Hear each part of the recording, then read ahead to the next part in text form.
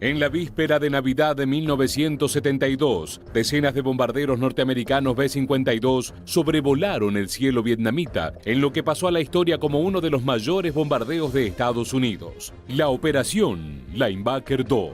Pero aquella imponente flexión de músculo bélico fue totalmente inútil.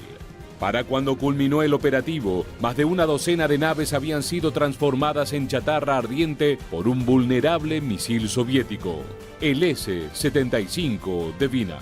En esta nueva entrega de aviación militar, queremos detallarte todo lo ocurrido en aquellas semanas de diciembre de 1972, cuando Vietnam le dio una paliza aérea a Estados Unidos con una pequeña ayuda de sus amigos de la Unión Soviética.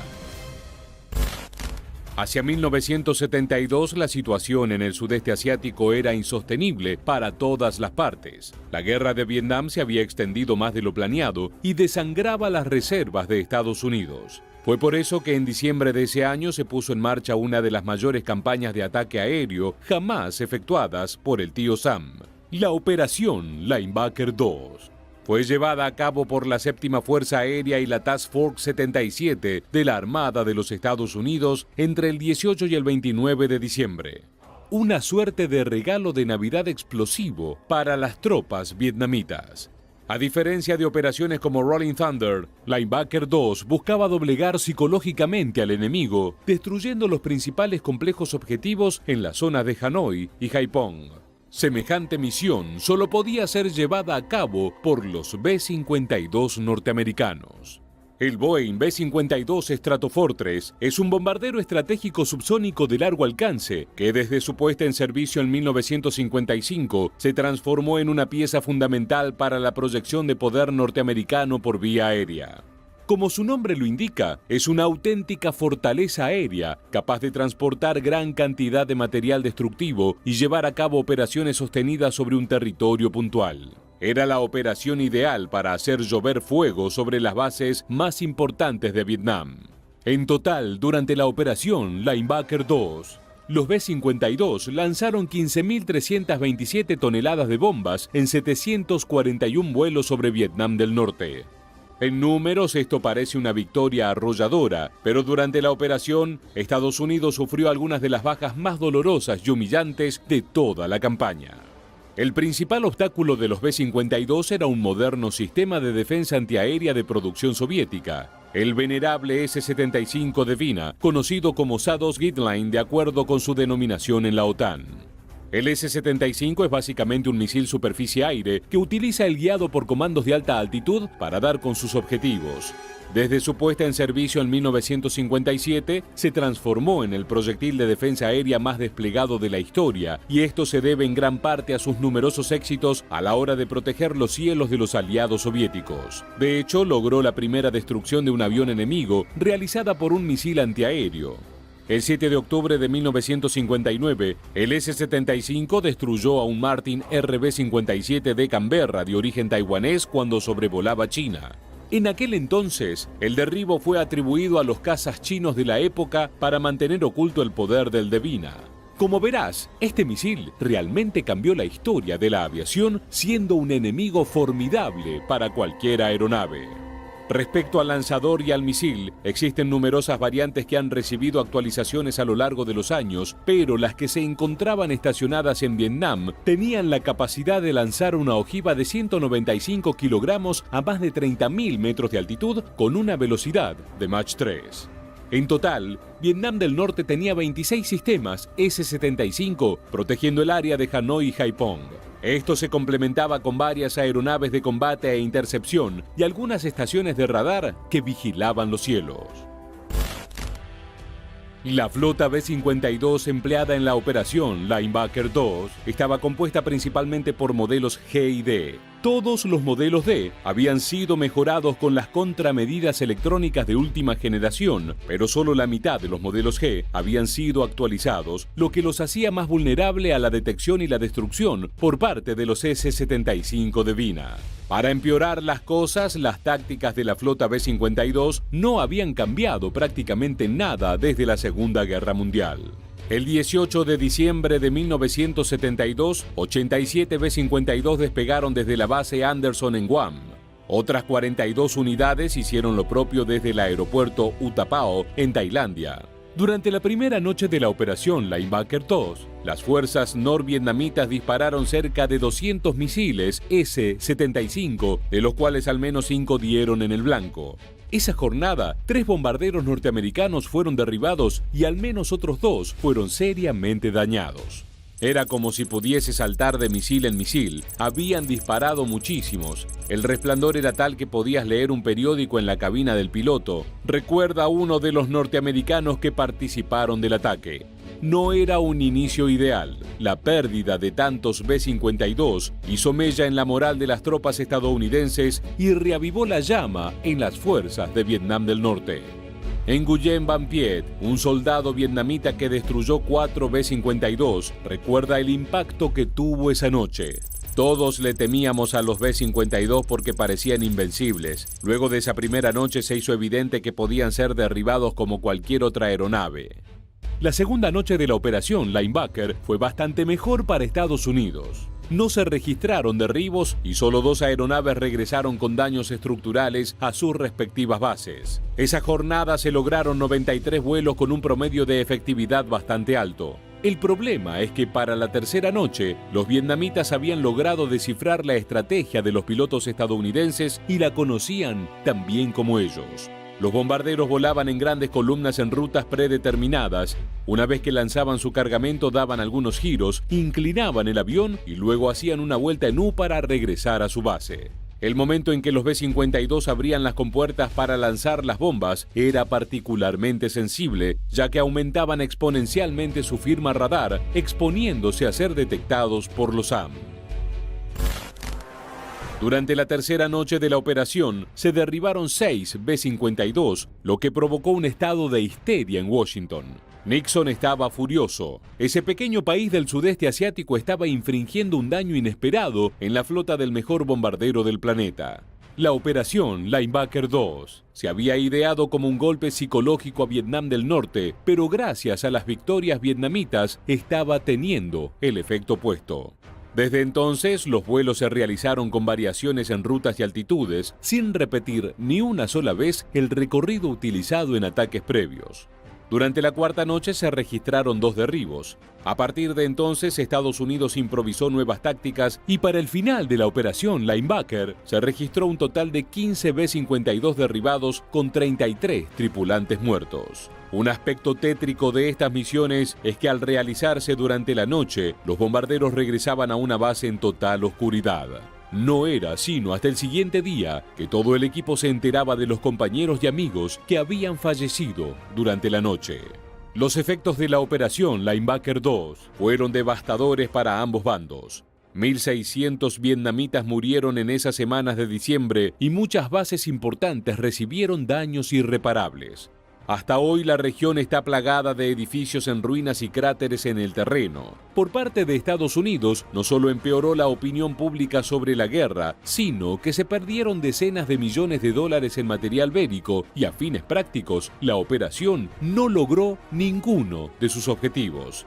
Vietnam del Norte seguía operativo, sus soldados tenían aún más hambre de victoria y los pilotos norteamericanos estaban aterrados de volver a emprender otra misión similar. No sorprendió a nadie que el 27 de enero de 1973, a poco menos de un mes de la finalización de la operación Linebacker 2, se firmen en París los acuerdos de paz que iniciaron el largo periodo de retirada de las tropas del tío Sam de Vietnam.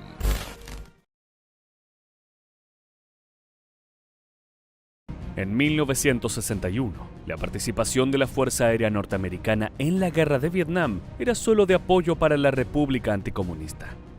Volaba en respuesta a solicitudes de emergencia y oficialmente no estaba autorizada a realizar misiones de combate si no había al menos un tripulante survietnamita. Pero entre el 2 y 4 de agosto de 1964, 3 lanchas patrulleras de la Armada de la República Democrática de Vietnam, de corte comunista, atacaron a 2 destructores de la Armada estadounidense en el Golfo de Tonkin. Este incidente le dio a Estados Unidos la excusa necesaria para involucrarse de lleno en el conflicto. A partir de allí, comenzó una escalada de represalias estadounidenses, seguidos de ataques norvietnamitas, que se prolongaría durante 6 meses. El presidente Lyndon Johnson concluyó que estas misiones no eran suficientes porque, según sus palabras, había quedado claro inequívocamente que Hanoi se estaba preparando para matar. Entonces, ¿cuál fue la decisión que tomó? Durante los próximos minutos te invitamos a conocer la campaña de bombardeos aéreos más intensa librada durante la Guerra Fría, la Operación Rolling Thunder, y por qué esta significó un estrepitoso fracaso táctico y estratégico para la Fuerza Aérea de los Estados Unidos. Acompáñanos en esta nueva entrega de Aviación Militar. Tras la Operación Flaming Dart, como represalia al ataque norvietnamita sobre Camp Holloway, la administración Johnson solicitó el 13 de febrero de 1965 un programa de acción contra Vietnam del Norte. De esta manera comenzaba la Operación Rolling Thunder. Esta tenía como objetivo principal destruir la base industrial, las líneas de transporte y las comunicaciones enemigas, para detener el flujo de hombres y el material de apoyo desde Hanoi hasta Saigón. Sin embargo, hubo una polémica decisión que quizás te resulte increíble. La Casa Blanca prohibió las operaciones aéreas estadounidenses en un radio de 15 kilómetros alrededor de Hanoi. Además, impuso restricciones a la selección de objetivos específicos en un radio mayor de 48 kilómetros. Solo Johnson, con el asesoramiento de funcionarios de la administración como el secretario de Defensa, Robert McNamara, tenía autoridad para ordenar operaciones aéreas dentro de esa zona. Estas restricciones demostrarían ser muy problemáticas. Rolling Thunder comenzó el 2 de marzo de 1965 y consistía en solo una misión por semana en la parte sur de Vietnam del Norte. Durante los 2 primeros años, a los aviadores tampoco se les permitió atacar las bases desde las que volaban los cazas MiG enemigos, y las reglas de enfrentamiento siguieron cambiando. Un objetivo en la lista aprobada durante una semana podía estar fuera de los límites la próxima. De principio a fin, Rolling Thunder se vio obstaculizado por una política de escalada gradual, que privó de impacto a los ataques aéreos y le dio tiempo a Vietnam del Norte para recuperarse y adaptarse.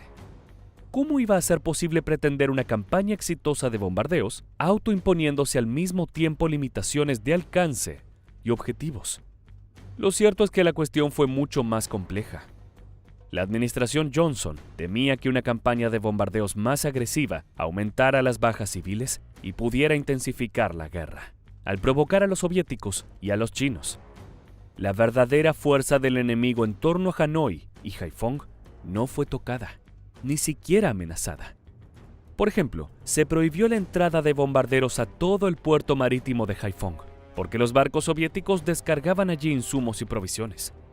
En realidad, había un objetivo solapado: disuadir a las autoridades con base en Hanoi y que simplemente retiraran su ayuda al Vietcong.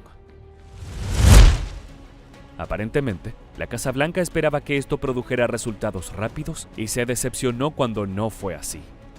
Estados Unidos no deseaba empantanarse en una guerra terrestre en Asia. Sin embargo, esto fue exactamente lo que terminó sucediendo. Frente a la extraña y polémica estrategia estadounidense, la Fuerza Aérea Popular Vietnamita respondió de forma pragmática e inteligente.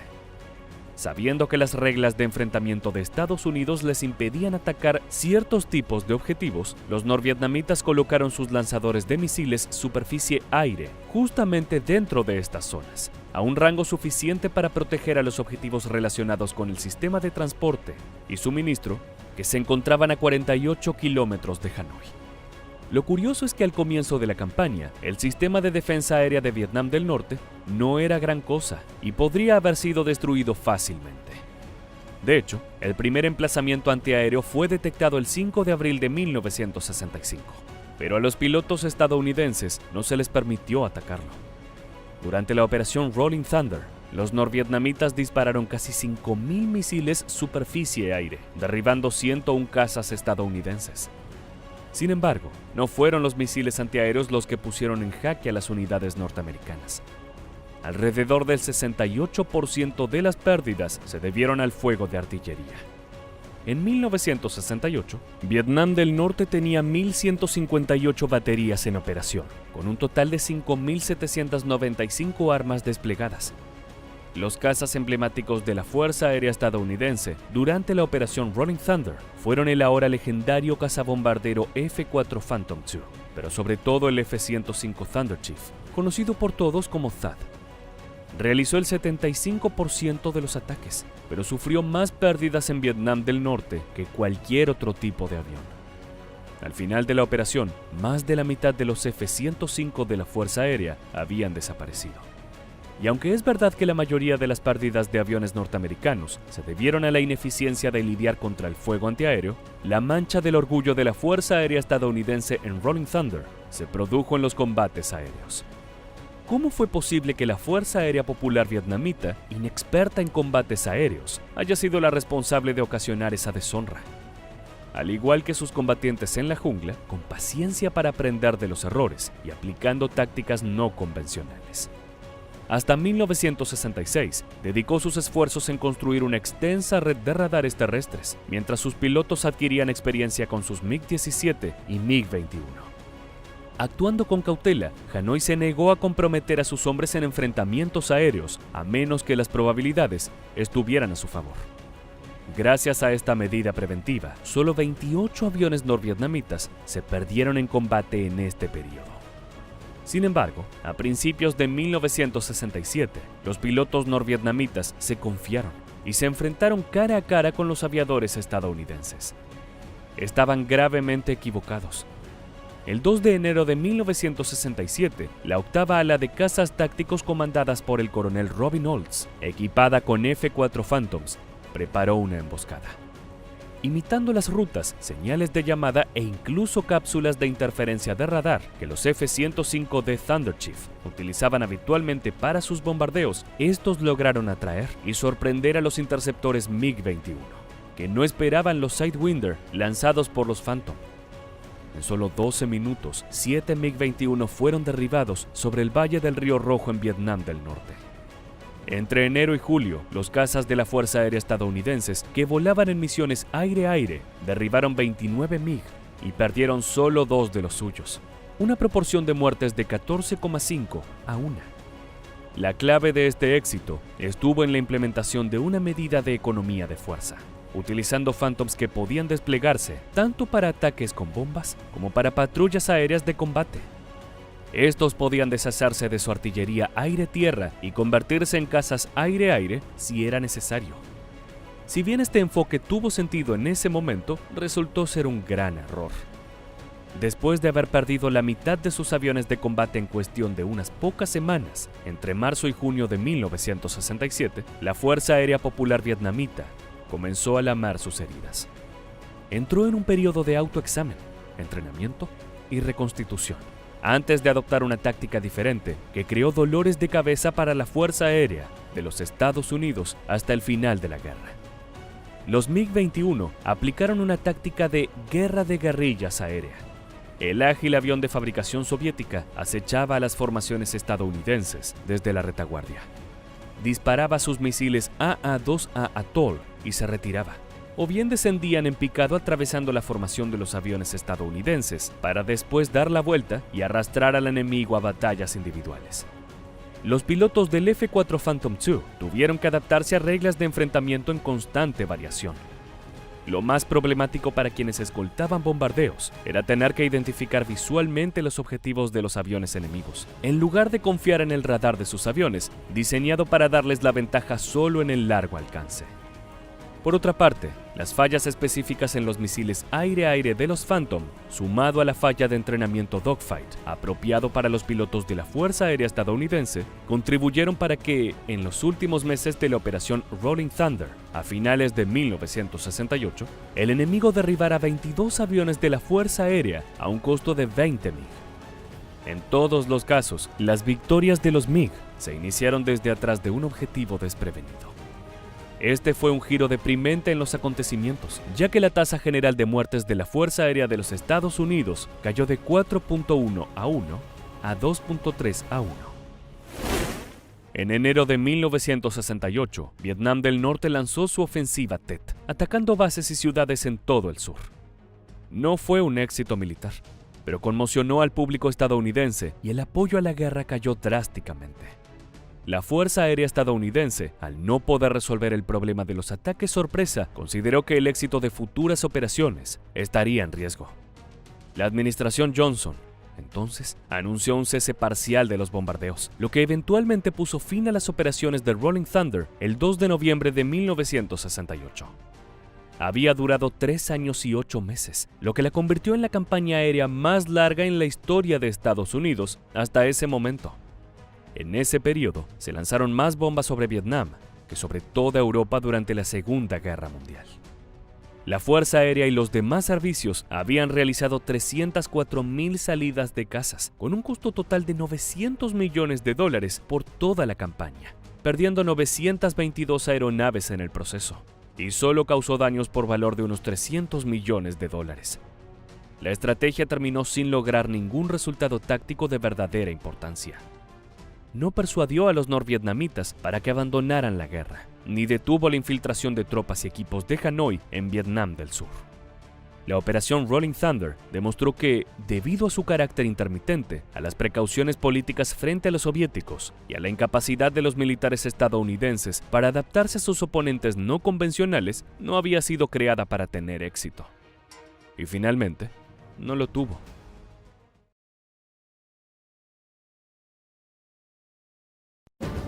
Uno de los terrenos donde se disputó más sanguinariamente la guerra de Vietnam fue en el aire. A simple vista, los subsónicos cazas MiG-17 de la Fuerza Aérea Popular de Vietnam no tenían ninguna oportunidad contra los supersónicos F-105, F-4 y F-8 con los que contaba la Fuerza Aérea Norteamericana, capaces además de llevar misiles aire-aire. Basándonos únicamente en el equipamiento, parecía ser un triunfo sencillo para las United States Air Force o USAF. Pero para sorpresa de los aviadores y estrategas estadounidenses, los norvietnamitas transformaron sus MiG-17, apodados víboras verdes, por su color y forma, en una de las armas más letales de los cielos de Vietnam. En el video de hoy, vamos a contarles cómo fue que la Fuerza Aérea Popular de Vietnam, o FAPV, logró idear una estrategia para neutralizar las aeronaves técnicamente superiores de la USAF y por qué los vietnamitas llevaron a cabo una letal venganza al ataque norteamericano del 23 de agosto de 1967 en el cielo de Vietnam del Norte. No te muevas de la pantalla para ver otro fascinante episodio de aviación militar. ¡Comencemos! Hasta el año 1963, la Fuerza Aérea Popular de Vietnam no era realmente una fuerza de combate, ya que estaba equipada solamente con un regimiento de transporte y otro de entrenamiento, incapacitados para entrar en batalla. Sin embargo, había planes firmes de solucionar esta falencia de seguridad militar por parte del gobierno, adquiriendo cazas y cazabombarderos de países aliados, principalmente de la Unión Soviética y China.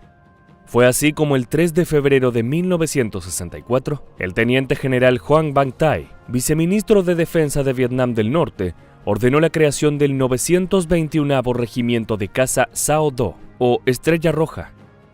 Pocos meses después, el 6 de agosto, a cada uno de los 31 pilotos norvietnamitas graduados le fue asignado un MiG-17, dando comienzo a la carrera de esta famosa aeronave en las filas de la FAPV.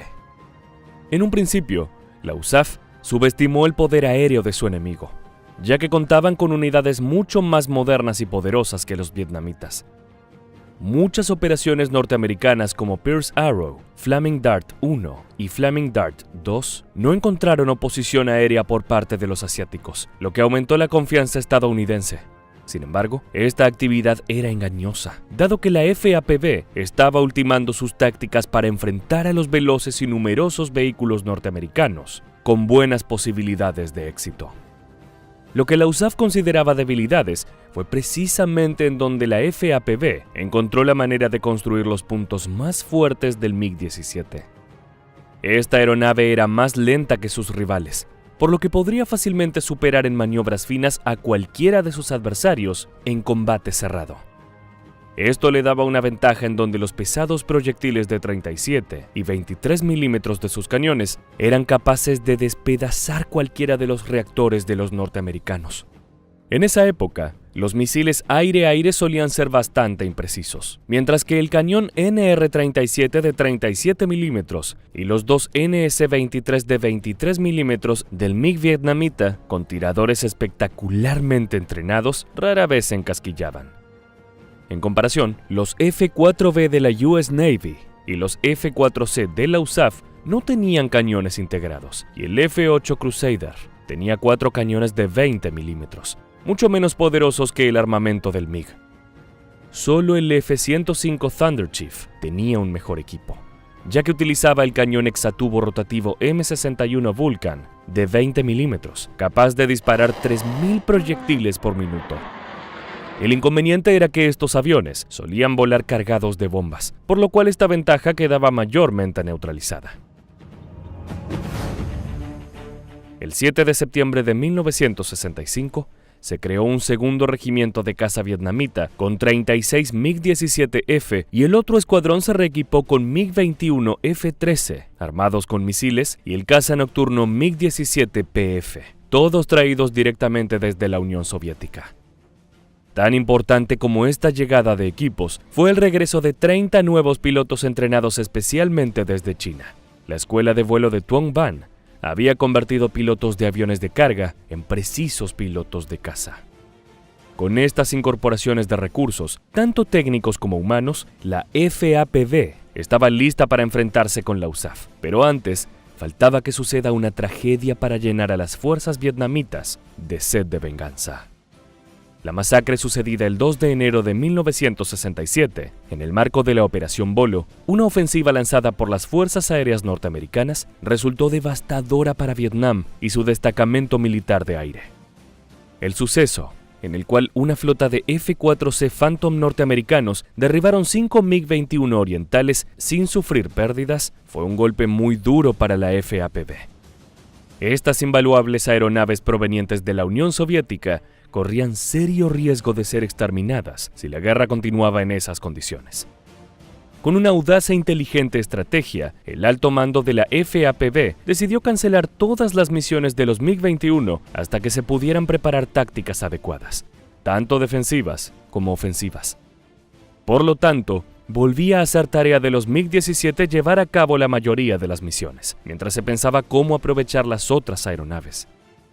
Fue así como pequeños grupos de 2 o 4 MiG-17 comenzaron a realizar ataques solo contra las más importantes incursiones enemigas. La táctica era simple. Estos rápidos ataques eran seguidos de una retirada aún más veloz, para evitar bajas en estos pelotones. Durante este tiempo de inactividad, las fuerzas aéreas vietnamitas se concentraron en estudiar y planificar en base a inteligencia que fueron recolectando.